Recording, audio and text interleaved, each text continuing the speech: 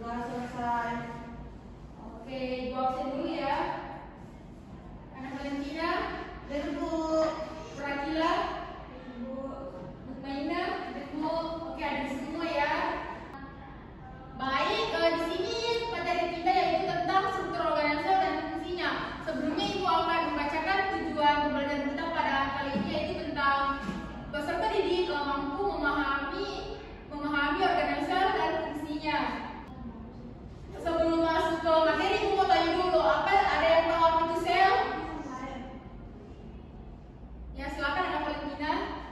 Sel merupakan unit terkecil yang menyusun struktur makhluk hidup. Ya, betul sekali Anak Valentina. Sel itu merupakan unit terkecil yang tidak bisa dilihat oleh mata telanjang yang berfungsi untuk menyusun struktur makhluk hidup. Ya, di sini ada yang suka menikmati makan hangat seperti bakso. Ya, ternyata suka semua ya. Di dalam bakso itu kan terdapat sayurannya, ada baksonya, mie-nya, dan kuahnya. Nah, ternyata bakso yang kalian makan itu hampir mirip dengan sel yang ada di dalam tubuh kita.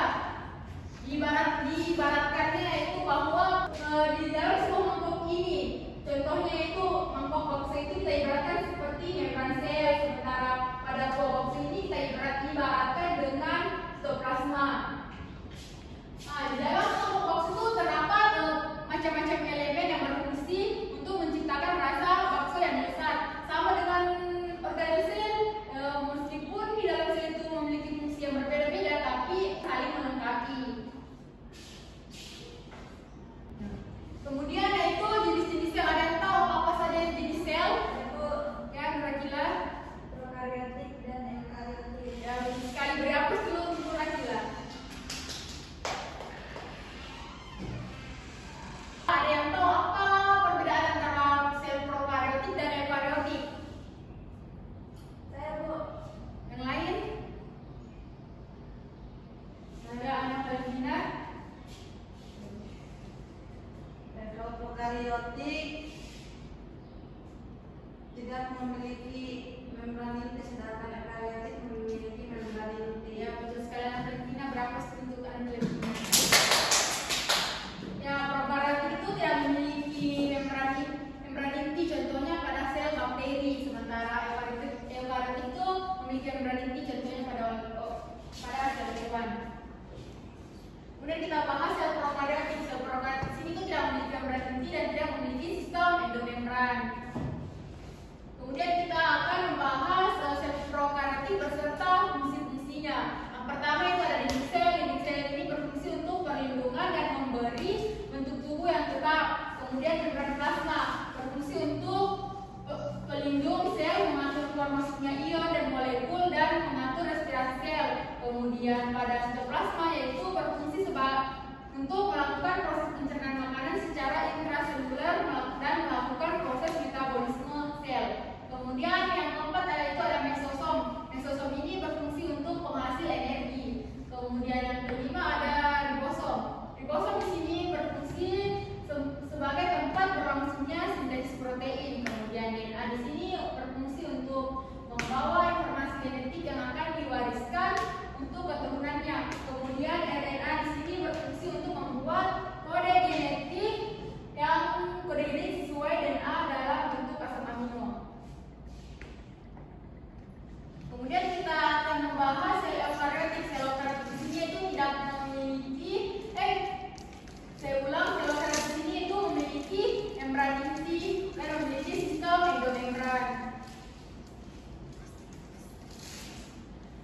Kemudian kita masuk ke satu ya.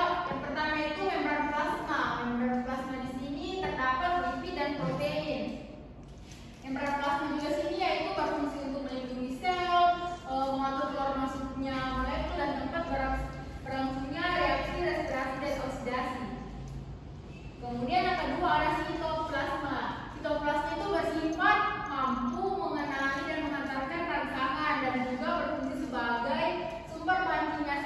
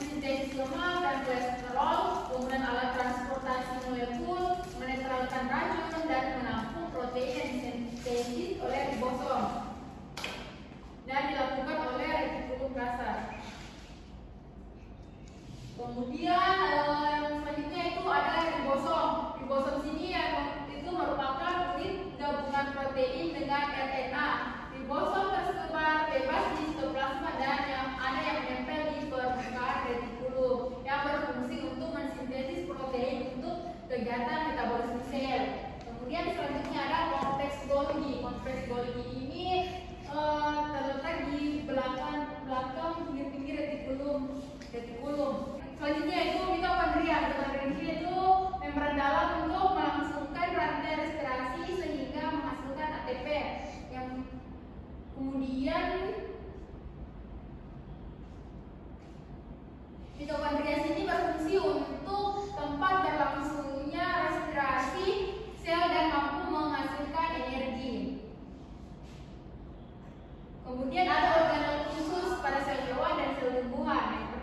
Pada sel khusus sel hewan itu ada sentriol dan lisosom, sementara pada sel tumbuhan itu ada kloroplas, vakuola, dan dinding sel. Baik, kita akan membahas organel khusus pada sel tumbuhan. Yang pertama itu ada tadi dinding sel. Dinding sel di sini tersusun atas selulosa, hemiselulosa, dan pektin. Fungsinya yaitu sebagai penyokong sel, melindungi selaput plasma, memelihara keseimbangan sel dari tekanan, dan memberi bentuk sel. Kemudian yang kedua ada vakuola. Vakuola di sini itu berfungsi untuk tempat penyimpanan zat makanan, tempat penyimpan pigmen, dan tempat penyimpanan minyak asri. Kemudian untuk memasukkan air melalui tonoplas dan tempat penimbunan sisa metabolisme. Kemudian ada organel khusus pada sel tumbuhan yang ketiga yaitu plastida. Plastida di sini tuh merupakan organel bermembran rangka yang berasal dari perkembangan proplastida di daerah meristematik. Berdasarkan pigmen yang dikandungnya, plastida itu dibedakan menjadi tiga. Ada kloroplas, ada bromoplas, dan ada leukoplas. Kloroplas ini yaitu mengandung klorofil, sementara bromoplas ini mengandung pigmen fotosintetik merah, orange, dan kuning. Kemudian leukoplas ini yaitu tidak berwarna. Kemudian organel khusus pada sel hewan. Yang pertama itu ada sentriol. Yang sentriol ini itu berfungsi untuk pembelahan sel secara mitosis dan meiosis. Baik, karena materi kita sudah habis, Ibu mau tanya apakah ada yang belum dipahami atau yang belum dimengerti?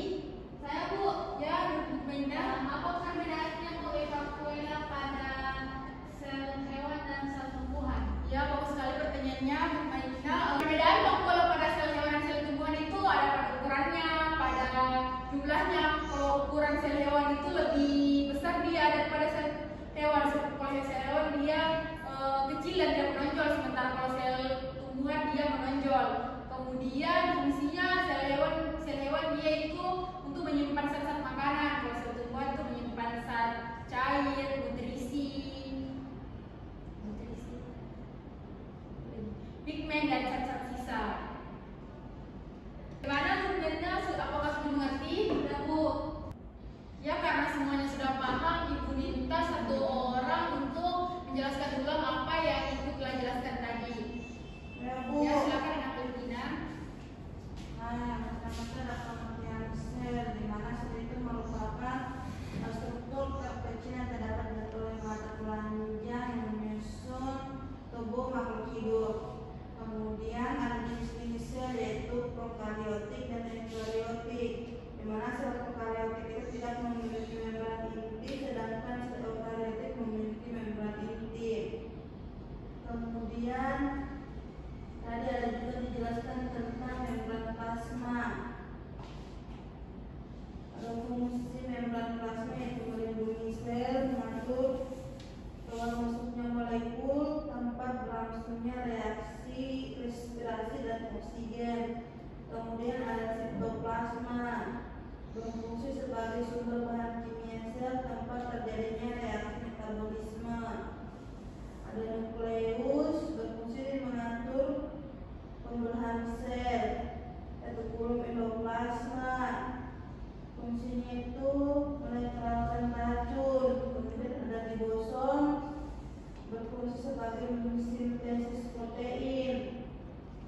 Kompleks Golgi berfungsi sebagai menjalankan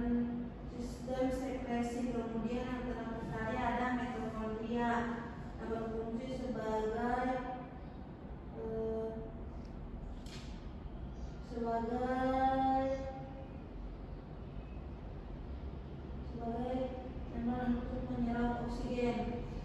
Ya, betul sekali jawaban dari Ana Valentina. Sebelum Ibu mengakhiri pertemuan kita pada set ini, Ibu akan mengecek sejauh mana sih kalian paham pada materi organel-organel sel. Ibu kasih waktu 10 menit.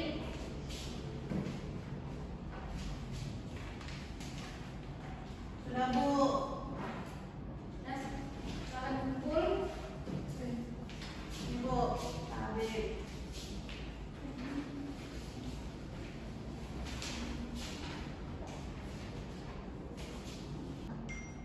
Ya, sebelum Ibu akhiri,